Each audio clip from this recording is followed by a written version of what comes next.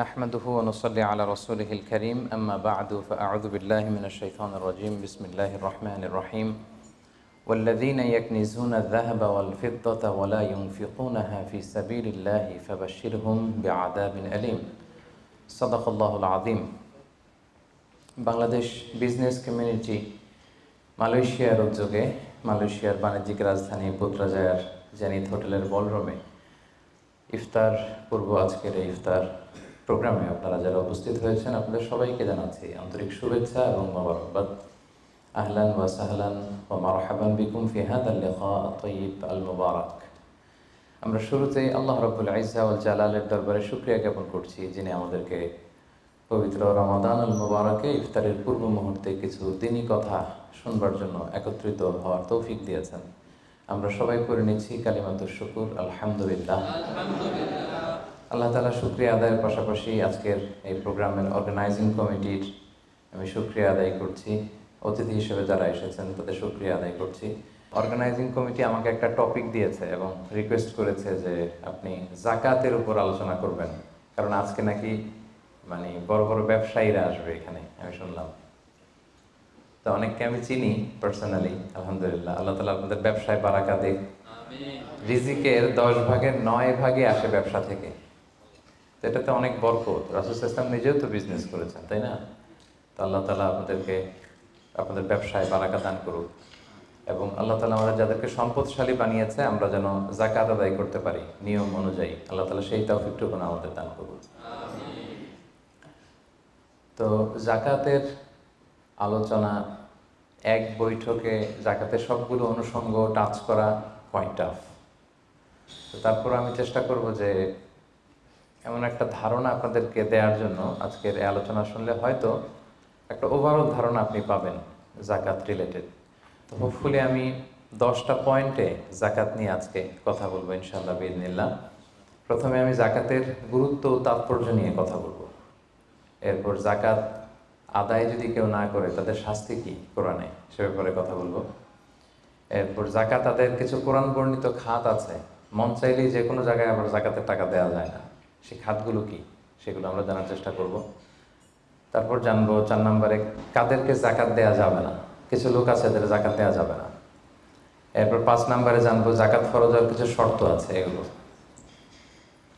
6 নম্বরে যাকাতেবল অ্যাসেট কি কি, সব অ্যাসেটে যাকাত আসে না, এগুলো আমরা জানবো। 7 নম্বরে যাকাত হিসেব করার সহজ পদ্ধতি আজকের এই জেনিথ হোটেলের বলরুম থেকে আমরা শিখে যাবো ইনশাআল্লাহ পড়ে। তো কিভাবে সহজে ক্যালকুলেশন করবেন এটা আজকে আমি বুঝিয়ে দিব। তারপরে আমাদের অনেকের কৃষি সম্পদ থাকে, কৃষি সম্পদের যাকাতটা ক্যালকুলেট কিভাবে করতে হয়। আমাদের অনেকের পশু সম্পদ থাকে, এটার যাকাতের ক্যালকুলেশন কিভাবে করতে হয়। এবার সবশেষে 10 নম্বরে বলবো যে কি দিয়ে যাকাত দিলে বা কিভাবে যাকাত দিলে যাকাতটা প্রোডাক্টিভ হবে, ইফেক্টিভ হবে। আমাদের দেশে দেখবেন যে যাকাতের শাড়ি দেয়, খুব পাতলা শাড়ি, নিম্নমানের শাড়ি, যিনি পায় তারাও ইউজ করতে পারে না, কয়েকদিন ইউজ করার পরেই এটা ব্যবহার অযোগ্য হয়ে পড়ে, রং চলে যায়, ছিঁড়ে যায়। তাহলে তো এটা ইফেক্টিভ হলো না, কি বলেন, প্রোডাক্টিভ হলো না। কিভাবে কি দিয়ে যাকাত দিলে যাকাতটা প্রোডাক্টিভ হয় সেটাও আমরা বলবো।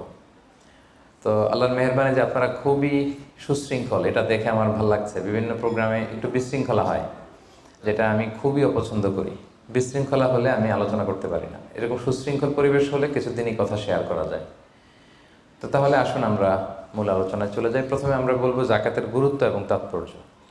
সম্মানিত দিনী ভাই এবং বোনেরা, আমরা সবাই জানি যে যাকাত হচ্ছে one of the 5 pillars of Islam. ইসলামের 5টা ভিত্তির একটা, 3 নম্বর ভিত্তি। প্রথমে ঈমান, তারপরে সালাত, তারপরেই যাকাত। একটা খুঁটি, একটা তাঁবুর 5টা খুঁটি থাকে। এর মধ্যে এই তাঁবুর 5টা খুঁটিকে যদি ইসলামের 5টা পিলারের সাথে তুলনা করি তাহলে মাঝখানের খুঁটিটার নাম যাকাত। মাঝখানের খুঁটি না থাকলে যেমনি তাঁবু উঁচু হয়ে দাঁড়াতে পারে না, তেমনি যাকাত ভিত্তিক অর্থ ব্যবস্থা না হলেও মুসলিম উম্মাহ মাথা উঁচু করে দাঁড়াতে পারে না। যেমন এখন আমাদের যাকাত ভিত্তিক অর্থ ব্যবস্থা নাই, ফলে গোটা বিশ্বে আমরা কিন্তু ওইরকম নেতৃত্ব স্থানীয় বা উন্নতির একেবারে শীর্ষস্থানে ওই পর্যায়ে কিন্তু আমরা যেতে পারি নাই, কারণ যাকাতের যে ডাইনামিজম এটাকে আমরা কাজে লাগাইনি। তো যারা দান করে তাদেরকে আল্লাহ তাআলা খুব পছন্দ করে। দানশীল ব্যক্তি তিনি কিয়ামতের দিন নিজের আমলনামা দেখে বিশ্বাসই করতে পারবে না এটা তার আমলনামা। কারণ আল্লাহ তাআলা ওই দানের সওয়াবটাকে ফুলিয়ে ফাঁপিয়ে পেলে পুষে পাহাড়ের সমান করে তারপরে আমলনামায় ঢুকিয়ে দিবে। সুবহানাল্লাহ।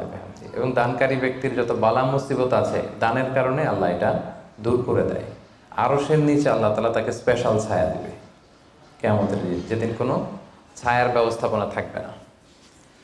তো এই দানের ব্যাপারটা সব ধর্মে আছে। হিন্দু ধর্মেও কিন্তু দানের ব্যাপারে উৎসাহিত করে। বৌদ্ধ ধর্মে দেখবেন আছে চ্যারিটি, ডোনেশন, ফান্ড রাইজিং, এগুলো আছে। ইহুদি ধর্মে, খ্রিস্ট ধর্মেও আছে। তবে ইসলাম এক্ষেত্রে অনন্য। ইসলাম শুধু দানকে উৎসাহিতই করেনি অন্য ধর্মের মতো, ইসলাম এটাকে ফরজ বানাই দিয়েছে। সুবহানাল্লাহ বলবেন না? নির্দিষ্ট পরিমাণ সম্পদ যদি নির্দিষ্ট সময় পরিমাণ কারো কাছে থাকে তাহলে তার উপর দান করা ইসলামে কি করে দিছে? ফরজ। অন্য কোনো ধর্ম দানকে ফরজ করেনি, উৎসাহ দিয়েছে সব ধর্ম। কিন্তু ইসলাম এক্ষেত্রে ইউনিক। অন্য ধর্ম দানের ব্যাপারে ইন্সপায়ার করে, ইসলাম এটার অব্লিগেটরি বানাই দিয়েছে, দিতেই হবে। এবং ইসলাম বলে আপনি দান করে জাকাত দিয়ে মোটেও যাকে দিলেন তার প্রতি করুণা করেননি। এটা তাদের প্রতি কিন্তু দয়া না। আমি আজকে যাকে জাকাত দিলাম আমি মোটেও দয়া করিনি, করুণাও করিনি, অনুকম্পাও না, বরং এটা তার হক। এটা কি? অফি আমওয়ালিহিম হাক্কুন লিসাইলি ওয়াল মাহরুম। ধনীদের সম্পদে গরিবদের হক। আল্লাহ বলেছেন অধিকার। বলা যায় যে ওরা আমাকে দয়া দেখিয়েছে। যে গরিব ভাইটা আমার জাকাত নিয়ে গেল ও আমাকে দয়া করেছে, কারণ আমার জন্য জাকাত দেওয়া ফরজ। আমার জন্য জাকাত দেওয়া কি? আমি আদায় করতে না পারলে জাহান্নামে যাব। কিন্তু যে জাকাত নেয়ার হকদার ওর জন্য কি জাকাত নেয়া ফরজ? কথা বুঝে নাই বোধহয়। গরিব মানুষ, ওর জন্য কি জাকাত নেয়া ফরজ? ও যদি বলে আমি গরিব আছি, ভালো আছে, নিব না জাকাত, কিছু করা যাবে? তো বরং ও আমার থেকে জাকাতটা নিয়ে আমাকে জাহান্নামের আগুন থেকে বাঁচালো, আমার ফরজ আদায়ের ক্ষেত্রে সহযোগিতা করে গেল। তো দয়াকে আমি করলাম না ও করলো? বলেন, দয়াকে আমি করলাম না সে করলো? সে করলো। এই জন্য আল্লাহ তাআলা বললেন অফি আমওয়ালিহিম হাক্কুন লিসাইলি ওয়াল মাহরুম। ধনীদের সম্পদে গরিবদের অধিকার আছে। এটা অধিকার, এটা কোনো রকম দয়া বা অনুকম্পা নয়। কারণ ইসলাম চায় একটা সুন্দর মানবিক সমাজ ব্যবস্থা গড়ে তুলতে।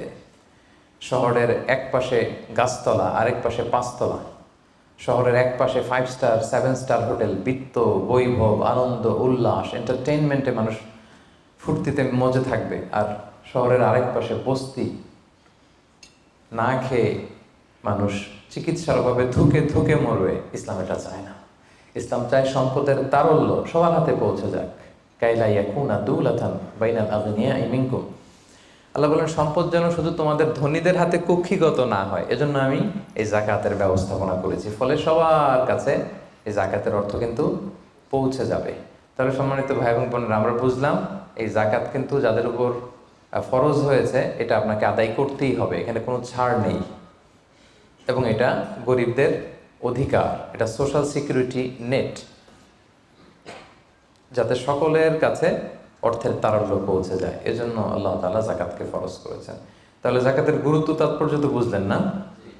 এবার শোনেন, জাকাত ফরজ হওয়ার পরে যদি আমরা জাকাত আদায় না করি তাহলে কি ভয়ঙ্কর শাস্তি হবে। এই আয়াতটা দিয়েই আমি আমার আলোচনা শুরু করেছি যে ওয়াল্লাযীনা ইয়াকনিজুনা যাহাবা ওয়াল ফিদ্দাতা ওয়া লা ইউনফিকুনাহা ফি সাবিলিল্লাহ ফাবাশশিরহুম বিআযাবিন আলীম। হে নবী, যারা গোল্ড, সিলভার, স্বর্ণ, রূপা জমা করে রাখে, আল্লাহর রাস্তায় দান করে না, তাকে আপনি কঠিন আযাবের সুসংবাদ দিন। আচ্ছা বলেন তো, আযাবের কি সুসংবাদ হয় না দুঃসংবাদ হয়? তারপরও আল্লাহ বললেন কঠিন আযাবের সুসংবাদ দিন। তার মানে বোঝা গেল আযাবটা যে খুব ভয়ঙ্কর হবে, আযাবের তীব্রতা বোঝানোর জন্য আল্লাহ এই এক্সপ্রেশন ব্যবহার করেছেন। ছেলে কথা শোনে না, তখন মা বলে দুষ্টামি করতেছো, বাবা আসলে এমন মাইট দিবে মজা টের পাবা। আচ্ছা বলো তো, মাইট দিলে কি মজা লাগে? তো মা তো বলতেছে মজা টের পাবি। তোর বাবা এসে এমন মাইট দিবে মজা টের পাবি। মজা লাগে মাইট দিলে? তো মজার কথা বললেন কেন মা? মাইটটা খুব কড়া হবে, মানে চরম পিট্টি দিবে তোমার বাবা তোমারে, আসুক তোমার বাবা। তো এই শাস্তির তীব্রতা বোঝানোর জন্য বললেন যে মজা। তো আল্লাহ বলতেছেন ওদেরকে কঠিন শাস্তির সুসংবাদ দেন, দুঃসংবাদ বলে নেই। আল্লাহ টিপ্পনি কেটে বলেন যে সুসংবাদ দেন, ইয়াউমা ইউহমা আলাইহা ফি নারি জাহান্নাম। সেদিন এই স্বর্ণরূপ যারা জমিয়ে রেখেছে, জাকাত দেয় নাই, এগুলোর আল্লাহ গলিয়ে খুন্তি বানাবে লোহার। ফাতুকুয়া বিহা জিবাহুহুম ওয়া জুনুবুহুম ওয়া যুহুরুহুম, 3 জায়গায় ছেঁকা দেওয়া হবে। কপালে স্বর্ণরূপ জমা করেছে, ব্যাংক ব্যালেন্স জমা করেছে, জাকাত দেয় নাই, এগুলোর আগুনে জ্বলিয়ে লোহার খুন্তি বানিয়ে কপালে ছেঁকা দেওয়া হবে। এটা কি দুনিয়ার আগুনের ছেঁকা? কথা বলেন। আল্লাহ জাহান্নামের আগুনকে বলেছেন নারুল্লাহিল মুকাদা আল্লাতী তাত্তালিউ আলাল আফইদা। দুনিয়ার আগুন আঙ্গুলে লাগলে আঙ্গুল জ্বলে, পায়ে লাগলে পা জ্বলে। জাহান্নামের আগুন দেহে যেখানেই লাগুক আগে কলিজে চলে যাবে। সেই আগুনে সেই স্বর্ণ রূপাগুলোকে গলিয়ে খুন্তি বানিয়ে কপালে, পাজরে, পিঠে ছেক দেওয়া হবে।